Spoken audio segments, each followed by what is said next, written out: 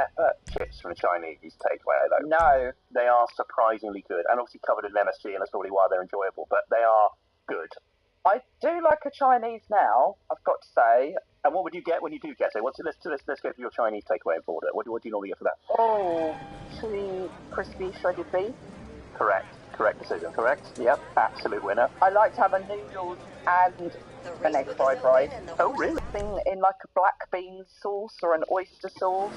Okay, nice. Yeah. Have you had yellow Okay, sauce? the networks are down, the equipment is ready, and we've crippled their supplies. Mrs. Rackman has written our... Amazing. Yeah, it's a really good combo. Is this all decanted into a bowl? Yes. I'm interested in this. Do you know what? I've never really talked about it or thought about it. You're about to talk about it in serious granular detail, so it's happening. When you were decanting your Chinese takeaway, this is something that I was doing a couple of days ago. When you take the plastic thing off the Tupperware, are you getting a spoon, spooning it into your bowl or plate, whatever, or are you lifting the whole Tupperware and pouring it in, and then taking it out from the Tupperware straight onto the plate? See what I mean? Yeah, no, I would use, well, I'm going to see Godfrey around back, he's going to see one. Do you remember your thing, if you want to know my thing, what I was thinking there, I really just, when something comes into focus and you realise what this podcast is after 3.5 series, I love that this is what we discuss. It's completely unapologetically how you do stuff out of Tupperware, and long may it continue. And this is what people email us about as well. We'll keep it going. What is the answer to that? I am genuinely interested. I would use a spoon and spoon it in, but with its noodles, you've got to lift it up and scrape with a fork. Yes, agreed. No one is trying to take a psychopath. They're trying to put noodles into a bowl with food. That is mad. Is that how they should test if someone's a psychopath as they're brought into prison? There's simply there's a Tupperware of noodles on the side and a fork and a spoon and see which they go for. How are you going to transfer these noodles into this bowl? Bang to rights. This guy definitely did it. What sort of takeaway order are you in general, though? Are you someone who... do you risk new things? Do you order the same stuff? Are you an over-order? How would you describe your style of takeaway? I don't take risks. I don't take risks because the whole point of the takeaway is that it's got to be something enjoyable and it's comfort, and I'm going to have this and I know what I'm having and it's something I really look forward to. So I'm not very good at taking risks, but it's always good when you're with someone else and they order something that you would normally order, then that, always an opportunity. So is your partner a risk taker, or is he the same then? Are you getting to taste other stuff because he's going, you know what, I'm going to try this? Yeah, he would eat anything, I think, absolutely anything. So I wouldn't take risks, but then he was the one who was suggesting that when I ask for certain curries, I say, can I have it with fresh chilli? So I'm not constantly being frustrated that it's not made with fresh chilli. So he was like, just ask for it, and I'm sure they'll just do it. And I was like, okay. So if you were ordering a takeaway on the phone, would you say, can you make that with fresh chilli? You do that? Yeah, they do. No, I still feel uncomfortable doing it. I have. Well, you mentioned earlier yellow bean sauce from a Chinese takeaway. My local Chinese takeaway, whenever I order that, they don't include the cashew nuts, so I have to ring up. It's such a lame conversation. I go, hello, do you mind putting some cashew nuts on my yellow bean? I go, yeah, absolutely fine, I do that. And that feels mortifying, but I have to do it. I force myself to do it. Isn't it funny we get so uncomfortable about just interacting? Yeah, absolutely. I feel so embarrassed. I always feel embarrassed as well because I will over-order because I get super excited and then I can't eat it all. I get super embarrassed about the fact that it's really obvious when I'm on my own and I order a takeaway. I effing love that. I love it when my husband and kids are away, I've got a night in the house of my own and I can order a takeaway and eat it by myself. But then I feel really mortified when I answer the door that he's going to think, you've ordered quite a lot and you're clearly on your own. You can do the Home Alone thing where you've got a TV playing in the background and claim it's your husband. So it's just some kind of recording or something. Just shout over my shoulder. Yeah, no, I'm just getting the takeaway in a minute. Yeah. What about you, Sim? Obviously, you don't have children. Do you still enjoy those moments when you have the flat to yourself because you live with your wonderful girlfriend Hannah? But is this an awkward thing to ask? But do you still enjoy the odd night to yourself in the flat? I do enjoy it. And when I'm alone and I can order whatever it is that I want to order, my problem is once I'm full, properly full, because there's like 3 stages of being full. There's okay, I've probably had enough now. So the first stage is when you think there's not much food left, so I'm probably getting full. The second stage, I think, is if you close your eyes. Do I need? How can I help you? No, you don't at all. And I think the third stage for me I guess you get a is when there's collection like literally this, nothing and left you're to the eat, majority so I have shareholder. to be full. But I'm surrounded by just this debris. That's when the self-loathing starts. Absolutely. That's really tough, because I don't know what to do then. That's when you push it to one side and you go into the kitchen and get yourself one of those massive bags of kettle crisps and go, I might as well just go, the ship's going down, I might as well just go down with it. Oh, that's nice. Yeah. That's really nice. Can I ask you guys, talk about eating alone? It's weird. Sometimes when I eat on my own, I will sit at the table in the kitchen and just eat the food, enjoy the food, and sort of stare in the middle distance. I just have a small glass of whiskey, just on my own. I'm not watching anything on my iPhone, I'm not watching something on TV, I'm just simply sat there. No, I think that's really healthy. Is it? Okay, fine. Apparently, that's the best way to eat, to actually be mindful of what you're eating, because the reason why you overconsume when you're sat with a takeaway and watching TV is because you're not conscious of what you're eating. You're not actually allowing your body to tell you, I'm full now. So it's better to eat slowly and actually be conscious.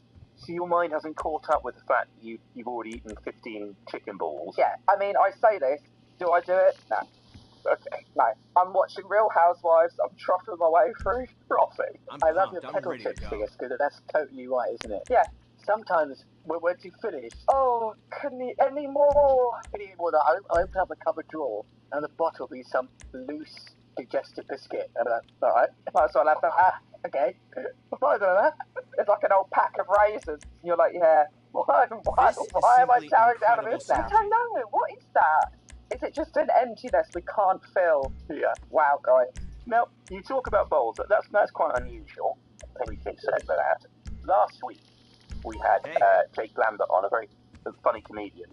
Lovely man as well. And he talked about a weird food habit he has at home, which is actually bowl related, which is he will have a 5-layered cereal, probably out 3 or 4 times a week, but he will do 5 different types of cereal in a bowl, and that's his weird food snack. Do you have a weird food craving, a strange thing you go to quite regularly? My strange go-to is I like to have sweet chili Thai sensation crisps, plain yogurt, and then I dip them in the yogurt. What that tastes like and why it's a good thing and not mad? Well, because in Lebanese food, there's a lot of yogurt used with things like rice and bread. So I think that when I was a student, I just suddenly was like, I don't know how to cook any of that stuff. How can I just get that instant carb yogurt thing? That's really interesting. I went out and bought the sweet chili crisps, and I was just dipping them in yogurt, and I was like, this is it. This is hitting it. So would something like labneh, would that be a Lebanese, or is it not really? That's Greek yogurt, really. That's just what we call, yeah. It's more Greek. Okay, right, okay. So you grew up around a lot of Lebanese food. Is that what was cooked in your house then? Okay. We used like a lot of lemons, because I really missed that as well when I was a student. I started just eating lemons like oranges. What do you mean, just like lemons on their own? Yeah. As in, you just peel them and just go for them? Yeah. So it then became the thing where with all my friends, they're like, you're absolutely psychopath, I've never seen anyone do that. And then my husband was just like, I can't get my head around the fact that you do that. And even my kids now, they're just like, oh gosh, yeah. So would you still do that? You peel a lemon, just eat the lemon? Yeah. I've got my lemon tree tattoo. Oh, well. Obsessed with lemons. I've got my own lemon tree in the garden, and I'm growing lemons. It's been so warm. So I've managed to get a few lemons off the old lemon tree. Tell us about Lebanese food then. What are people go-to dishes you people should try, and what is also Lebanese food is like it's some people's go-to takeaway. So I feel like you were very lucky having such incredible cuisine so close to you. Yeah, because my dad is he's like an incredible chef. I've never met anyone who can literally just put things together, and he's just got a way with food which is incredible. I would say the thing that you should definitely try if you like salads, things like tabbouleh, fettuccine, where you have the salad but it's mixed with fried pita bread. That's really nice, and pomegranate. Lovely. Yeah, and then we used to have as well like just fried pita bread to then have with like hummus with the meat on top, like the shawarma meat. Oh, love that. It's one of my favourite things. Baba ganoush as well, would that be? Baba ganoush. Yeah, I love baba ganoush, yeah. So what do you think is the perfect shawarma then?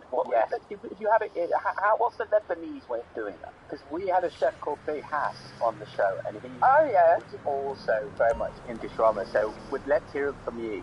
Anywhere that doesn't smother it in tahini, and the tahini has to have proper amounts of lemon. I cannot bear tahini that it's just this kind of like sesame mixture with water without enough lemon. You've got to have proper amounts of lemon and garlic. So the shawarma meat, lamb meat, I'm not a big fan of the chicken.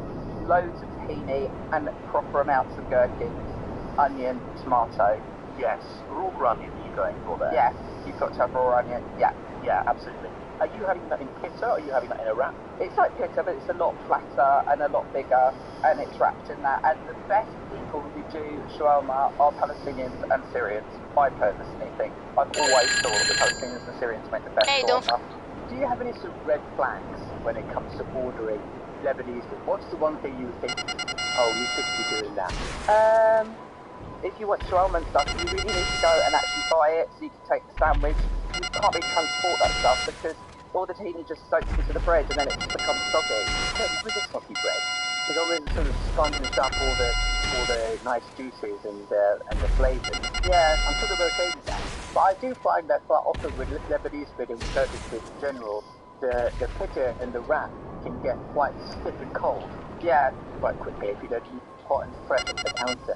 Yeah, I remember once we went somewhere and me and my dad, we were just like walking back from a appointment and it said shawarma and so we were like, oh, we'll just go get a shawarma, and it was panini, so they put the stuff in panini bread. Oh no. Oh, I never seen such rage because we were so hungry. Well, you touched on there, walking home grabbing food. Let's move from the fantastic cuisine of Lebanon and into the area of 3 a.m.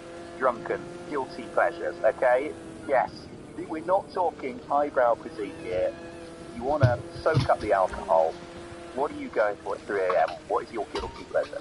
I would be at McDonald's. Okay, great. Oh, yes. So talk us through your 3 a.m.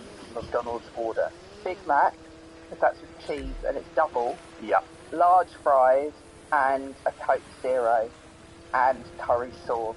It's a good one on the curry sauce. It's great. Are you dipping the burger in the curry sauce? No, the fries. Okay, so the burger is curry sauce free. The burger is curry sauce free.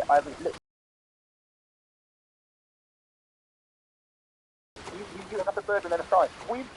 I can't describe you how many emails we've had in the last 2 weeks from people really a big old debate. Like some strong opinions on what order you should eat things, basically, with burger and fries. Oh, really? Genuinely, people feel you want to have the fries, but the burger will retain its heat for longer, so you have the fries quicker. You get the burger done first and then have the fries. I do, because the burger's the main event, I think. I just get straight into it. Okay.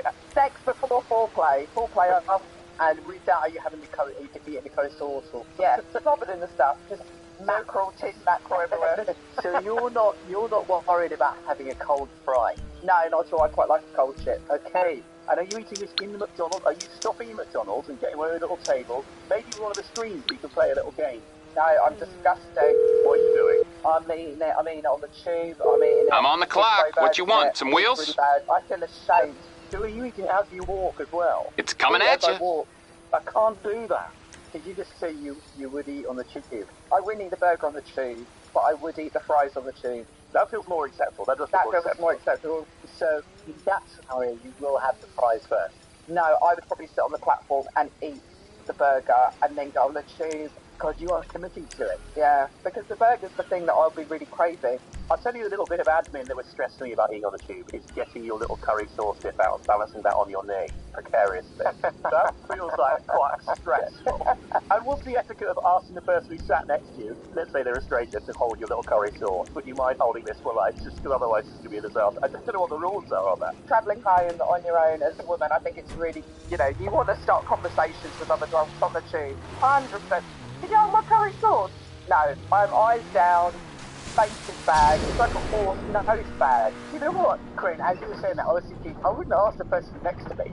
I'd ask the person in front of me to hold the curry sauce, and then they would have to lean forward so I can then put it in the dip. Just get everyone involved in it. Yeah, so if that person in front of me is holding the curry sauce, person to my left is for maybe holding the burger, person to my right holds the bag, and I've got the chips. Your large Fanta with your swerving from. Yeah. My large cherry Coca-Cola. Oh, would you like a cherry Coke? No, I don't. But it's the only place you can get these weird flavours of Coke. The first time I ever went on the tube, when I was 17, I was visiting London with friends. I was so nervous. On the journey, I ate my ticket. And it was just, I have a thing, I nibble when I'm nervous, and I ate my ticket. And I had to go and explain to the people at the other end. Craig, that is to believe me. It was so long. It was just tragic. I was like, Only you read the ticket, and that feels genuinely like the plot of a children's book. The boy, yeah, his ticket. How did it model it? in little tiny bits, I was just chewing on it nervously, and by the time I got to Liverpool Street, wherever, the whole thing had been swallowed, and then I had to go into one of those little rooms with the ticket guys who were kind of quite angry at me. They did actually let me through in the end. I think it was the fact that it seemed so ridiculous that they eventually believed me. So I have eaten on the train, but just not food. I love that. I somehow feel a lot less judged about eating chips on the tube. You're going to be sitting there dropping your own ticket. So look, one of our sort of final questions as you wrap up was, do you have any takeaway disasters? Things that have gone completely wrong, that you've regretted, that you wish had never had happened? I do remember being in Cairo with family, so they all lived there and they all knew the restaurants and the takeaways and the rest of it. And when someone said takeaway, I did automatically assume it would be something, that I'm used to eating, or be something that we would normally eat together as a family. And then when they unwrapped it, it was pigeon. What? Oh, that sounds like a mafia threat. Well, they've sent you pigeon, wrapped pigeon. And that's something that they were all like, you're absolutely missing out. It's so delicious. And I was just like, I don't know whether it's because the London pigeon. Yeah, it might be the London. I've never seen a London pigeon walk past. I've never licked my lips after that. Yeah. So, the tummy started rumbling. We've just been so conditioned to think of pigeon as wrap. When you described that, I just imagined the paper opening and there was just a pigeon in there. Yeah, I'm sort of imagining a road carcass. Its head just popped out. Yeah, its head just popped out the bottom. Yeah, exactly. And what have they done to it? Grilled it? Have they Peking ducked it? What have they done to it? It kind of looked like, you get those little rotisserie heads that small, they're like corn heads. Okay. So it looked like that. It looked like it'd been marinated in spices and rotisserie style. But because it was pigeon, it was just nah, can't do it. So we didn't need to try anything? No, because Okay. Pigeon to me, it's like someone going, what, you don't want any of this gerbil? No, I don't. That's alright, actually. And what about sort of grumbles as takeaways there? Are there things that annoy you about takeaways? Things you think they should change? I think the packaging annoys me. Yeah. Okay, yeah. I don't know why we suddenly now have plastic packaging, because you feel like you can't throw it, and it feels like it shouldn't go in the recycling, so you end up keeping it. Should there be some kind of system where I can send those takeaway boxes back to the restaurant and they can reuse it? I just feel like, why are we getting Tupperware? It's a good point. At sort of festivals now, you can return your plastic pint glass, you get 25p off your next beer. Yeah. Maybe there's some kind of system where you return the Tupperware, you get 40p off your chicken balls or whatever it's a bit. I just don't know what was wrong with the old foil and cardboard method. Yeah. I can't remember when we used to get stuff delivered in foil and cardboard. The foil container and the cardboard at the top. No, I know that one. That's definitely my favourite. That's my favourite. That feels nostalgic to me, that. It's the foil of the cardboard from a Chinese takeaway. I love that. One of them came in it tonight. I think it was the spinach. Oh no, the rice came in it because it's dry. So I think they use it because it doesn't have spinach. That's why they use plastic. Just feels a bit wasteful, doesn't it? It feels a bit tough. If we were to open your fridge right now, everything Tupperwared up. Everything. Everything. You go to the kids' bedrooms, everything's Tupperwared up. Everything's there. They're like, Mum, can I have drawers? No, you've got your knickers stored in old takeaway boxes. That is the sort of thing Marie Kondo would suggest, actually, isn't it? It's a really sort of neat way of organising all your stuff. Label Tupperware with a pair of pants in each. Not a bad idea. Not a terrible idea. There might be something in that. Before you end, would you like to have a quick bite of each of the things in your meal, which I'm aware has been sat there and going cold? No, I've been nibbling on it. So I've got my prawn madras. Yeah. And pilau rice. I love a bit of that. Give that a go. Do you know what I like as well? Is that they don't use the little prawns. Oh, yeah. No, big prawns. King prawns. You've got to have king prawns. Yeah. That's so true. The little prawns in a curry are rubbish. Unless there's loads of them. Yeah, then it's good. If there's loads of little ones sitting around, you do what I do and mush them all together to make one mega prawn. Yeah, big time. A big time about a mega prawn. Mega prawn. Okay, so it's a nice sort of level of spice. You enjoying that? It's a decent dish? Yeah. Is it enough spice for you, or do you need? Is it only 8 or 9 chilies? Do you know what? It's a good level of spice. It's got the zing. I can taste the chili, and I like the fact that the cardamom pods are in there as well. I like that. Oh, that's good stuff. I once went for a curry with Susie Rufford, and you know Susie, fantastic comedian. Yeah, I know her. And the waiter went past, and I did that sign, which is kind of, I don't know how to describe that, the thumb touching the first finger. Chef kiss. And said to him, yeah, just the right amount of spice. And she thought it was the lamest thing anyone's ever said in a restaurant. And constantly messages me, just the right amount of spice, and it's just tragic. I was trying to be complimentary, just the right amount of spice, but apparently that's tragic. Because for me, Tom, I think it's quite a nice thing to say. for me, that'd be like, well, you've not got just the right amount of spice. Then you misjudged the amount of spice. I think I'd also order something really bland as well. You're there with your chicken korma going, oh, Yeah, you just ordered the plain rice there, mate. That's nice with Chef Kiss. That's a zero for zero spice, which is just the right amount of spice. Yeah. Okay, so let's move on to the. What's the side dish you got? Did you get a spinach? Is that right? I've got a spinach sagaloo. Rating it? Really rating it. I love spinach. Oh, I love spinach. Yeah. Did we get sag paneer? Yeah, I like paneer. Huge fan of sag paneer. I don't often get sag paneer, but I would get a paneer curry. Yeah, no, sag paneer is amazing. It's underrated cheese it is. Yeah, it is. Very underrated cheese. It is. It's a very underrated cheese. Yeah. I haven't said it enough. I haven't said it enough. Everyone likes all this cheddar and this Roquefort, Gorgonzola. No thanks. Paneer for me all the way. It's a good alternative. Paneer and crackers. That's how I like having it. Paneer and crackers. And finally, well, you mentioned crackers there, the poppadoms. Have you got dips with them? Did you get anything with that, or are you just having a dry poppadom? What are we looking at there? I put the curry on the poppadom. Oh yes, please. That's right. A little scoopy in. Yeah, a little scoopy in. I didn't order any poppadoms because I like to make my own. Really? Yeah. What, from scratch? In the microwave? Scratch, you just buy it. Yeah. You having to start work at 3 in the afternoon, you're getting behind the oven before your curry gets there. Okay, not from scratch. You know the ones you can just dunk in oil? Because they're always bigger. Yeah. They're great, and they're hot and fresh. Yeah, they do. And with the mango chutney and the mint sauce, what are you dipping that into? Or you're just having that in the curry? I've got the mint sauce, and I have it with the curry, but also a bit of lime pickle. Chunky lime pickle. Oh, very nice. Yeah. Chunky lime pickle. That's very nice. I had the horror about a week ago ordering a curry, assuming we had mango chutney in the fridge, and there being no mango chutney, which I think is probably one of the worst things anyone can experience in life. I think mango chutney's a bit overrated. I think it's too sweet. What? You're not a fan of mango chutney? It's too sweet, brother. Too sweet. Do you know what I like though? You know the like powdery coconut that you get in some Indian restaurants? Yeah, big fan. Big fan of that. Not there enough. Along with paneer. Underrated. We should underrated, exactly. Well, start up a coconut powder and paneer restaurant. So remind us where the food is from. Mohabir in South Woodford. And you would recommend them to anyone listening, would you? I would recommend them to anyone listening, and I'd recommend them to give me free food. You heard her. Well, we will add them into the Instagram post, so hopefully you will hear from them. And that has happened to other guests in the past.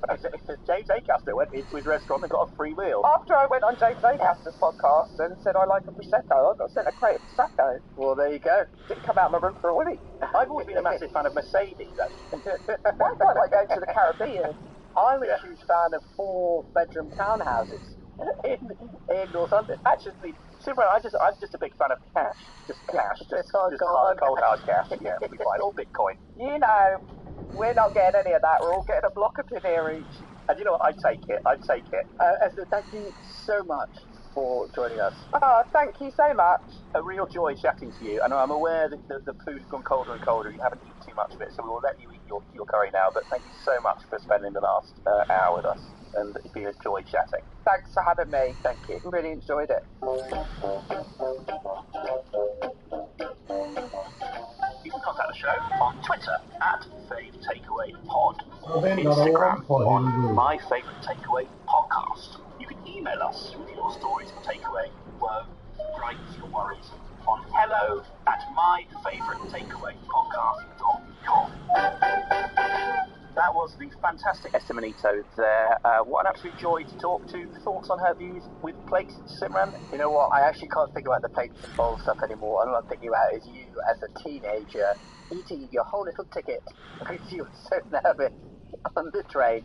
And that is just adorable. And I couldn't think of anything more adorable than you nibbling away at your travel pass or whatever it was. It couldn't happen now because I now pay with my phone. So the idea of me getting so nervous I try and eat an iPhone feels even for me would be a struggle.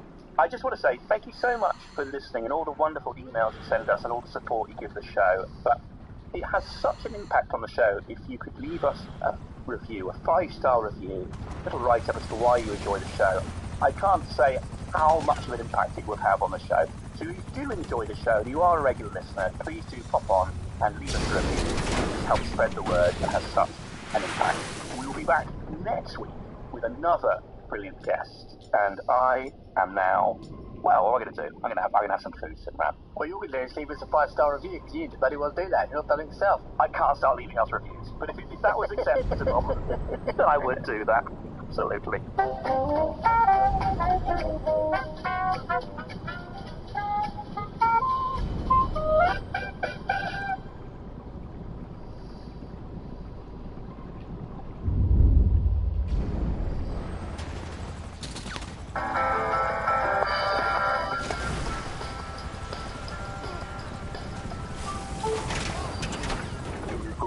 We're recording, but this is probably going to take longer, that's fine now. I don't think so.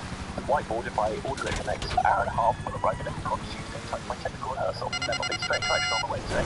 And so this sort of safety net web.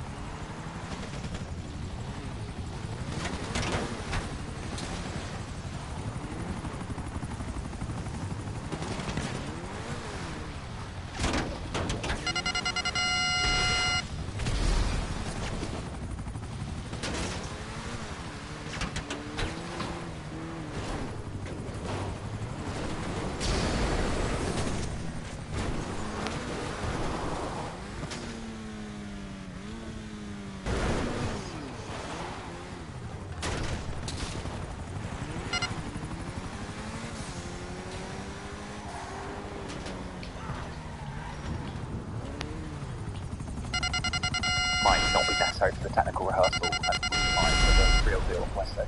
Let's say that. So by the time people listen to this, it will be August 10th. So, you know, we're not even a day into knowing whether or not I'm using a whiteboard in my Edinburgh show. I'm not proud of it. That's the final thing talking about it. My complex collection of my show. What an advert that is. A bit of self-examination about performance relationship with Amazon Prime. Ugh. Anyway, there we go. Otherwise, I do recommend the show. I do think it's... I've been enjoying the previews. I had a nice one this afternoon. And then after it, I came to Alex Lee's house where we recorded the podcast that you might have listened to last week, which I think is going to be called Pigtails. What party Franz Ferdinand and the Red Hot Chili Peppers? I'm sure you're going to have it, the title of the... actually, and we're not going to have it. That's the title for that. Tales. Future dogs die in Kaiser Ferdinand's hot car party. Oh, of course! I'm so happy. That's made me so happy, Alex. Brilliant. So that's that episode, and we would recommend it, even though someone wants to subscribe to the sort of material that would purge almost all of our listeners. Yeah, 4 stars. So we did that, and we are in the same place. And in the same,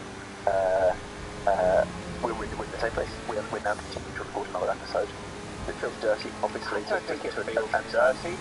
It shows a commitment to organisation. It shows a commitment to doing podcasts in the flesh. One of the podcasts is going to be something about the other for 2 weeks. It sounds like the greatest of rhymes. So Alex had actually written a show this year with the other podcast of the fridge. Please have one of those work in progress summers. That's fine. I'm showing you for 3. Or if we keep things live in Edinburgh, which is now coming up. How's your show's 12-week scan doing? Your show's 34-week scan. Can't see. Still looks like I can't see. It still looks like some arsephone yet to be in it.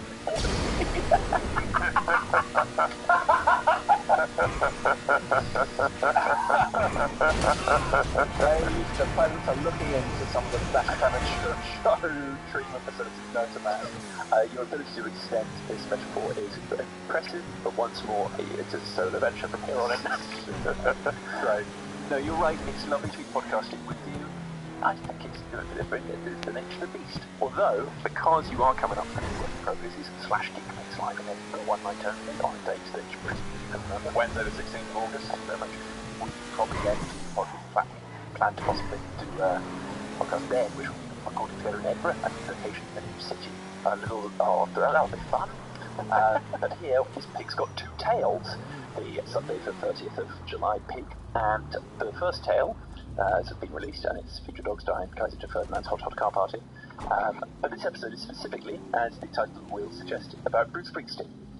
Yes. And Alex and I are both wearing Bruce Springsteen t-shirts. Mine says Springsteen and E Street Band. It's a beautiful t-shirt. I'd love it to say the E Street Band, but you know, they made a choice, and that's fine. And you've got the absolute Hey, sounds like the deal. Springsteen's engagement to the E Street Band, and they know that the Times charge per word, so they're just cutting the Bruce and the engagement notes in the newspaper. It's not dropped yet. Your engagement just dropped. I'd like to just sort of hashtag keep the secret of the exact mechanics of that. It'll be great. Fantastic. Guardian and Express. The classic. We just got a full gamut. It's going to be Morning Star and Stormfront. Let's just get the hard right, the hard left. I'm excited about my notes. No centrists know about this wedding. No centrists are aware that the Guardian's hard left is it. Anyway, they probably don't need to get into this now. No. What's on your t-shirt, Alex? My t-shirt is a blue t-shirt, and it's basically the album cover of Bruce's. It's not actually the debut though, is it? I think it's the second album. I thought it was the debut, but it's Greetings from I Never Know How to Pronounce Asbury Park or Ashbury Park. Asbury Park. Well, I'm just going to go with the lack of H rather, but I can sympathise with your dilemma. I don't know much about this album. To be fair, obviously Bruce, it's a huge life, it's a huge biography, it's a huge discography, and there's lots of bits I don't know about. But Greetings from Asbury Park. What's the best known song? It is the debut album. Sorry, but I just know that there's not. All to Run is in the next album, another album after that. Oh, The Wild Innocent Leaf Street Shuffle. Is that a second one? So that's my t-shirt. And I think your t-shirt is also in some Thinking Pigs promotional photographs, but maybe none of the ones that have been cropped yet. No, we got more photos. Our dear friend and podcast guest from Radiohead Bracket 369 Matt Strong took a lot of photographs of us and a lot of t-shirts. A lot of combos. Although I was on your t-shirts, I think at a point it really revealed how many more t-shirts you've got than I have. You did bring any of your own t-shirts, but you did bring my t-shirt from my ex-girlfriend's flat. I can't. I would bet everything I have on that being a non-pod story. Here we are. I'm delighted. My eyes lit up as you went further into that sentence. I was like, really? Yes. I surprised you with that, and it was not a good surprise. Alex had done so much of the legwork for setting up our photo shoot. I was happy with that t-shirt. I love that t-shirt, but I was happy with that t-shirt being lost to the mists of time. Lost to the mists of time. Yes, the Los Campesinos ones are in the tiles on Instagram when we're pointing it. No, maybe that's something else. Well, it doesn't matter. Anyway, there's some photos. The Hive for me and Phoebe Bridges for you. Thank you for knowing that as well as August the 16th and all of these other data points. Alex is a mathematician, although neither of his parents did high-level maths, they told me earlier. So he's just brilliant. He's just pulling this stuff out of genetic thin air. He loves maths and loves for his t-shirts to remain at his ex-girlfriend's. Well, no, you didn't. You were annoyed at it to remain there, and you voiced it a couple of times. You're like, I lost that t-shirt because we saw Los Campesinos with G in 2017, I think, or roughly after the release of Sad Suppers, and we got Sad Suppers t-shirts. Oh, sorry, not Sad Suppers. What's the album? Six Seas. God, I just love Sad Suppers. Sounds. I've gone for the wrong SS. Bad mistake to make in 1941. A perfect thing to clip up. Let's have that disconnected. Was 1941 the right year to go? You need something, huh? One of your rides? Fantastic. Let me know. They're operational, but Six Scenes, brilliant Los Campesinos album, released I think in 2017. But a lot of it was on the way during Euro 2016, and there's some stuff about it in the album. They're so good on football, so good on so many things, and they're great on t-shirts. Hey, buddy! And we swore we'd have them forever.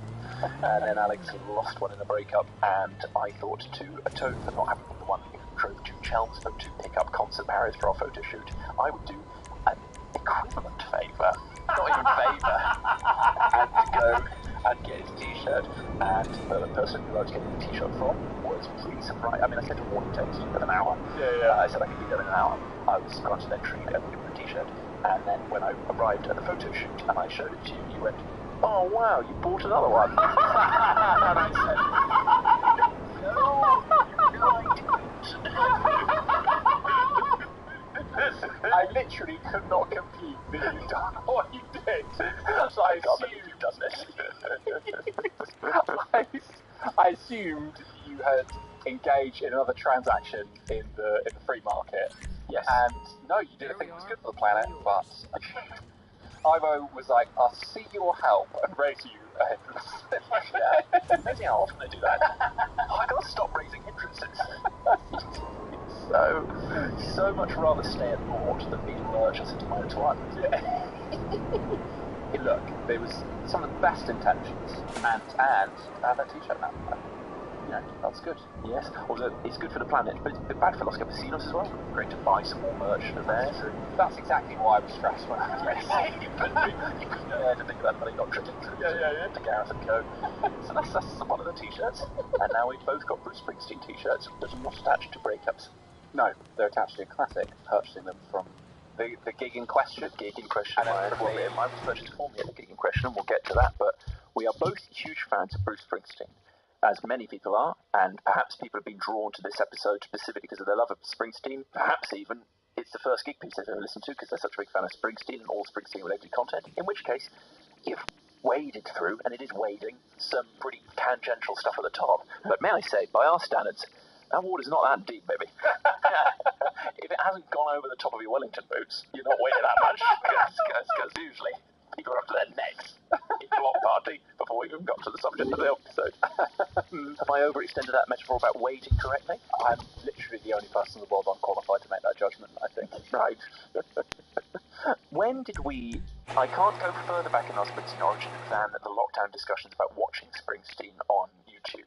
Yes. I'd seen Bruce Springsteen for the first time as early back as 2009, which I'll come to.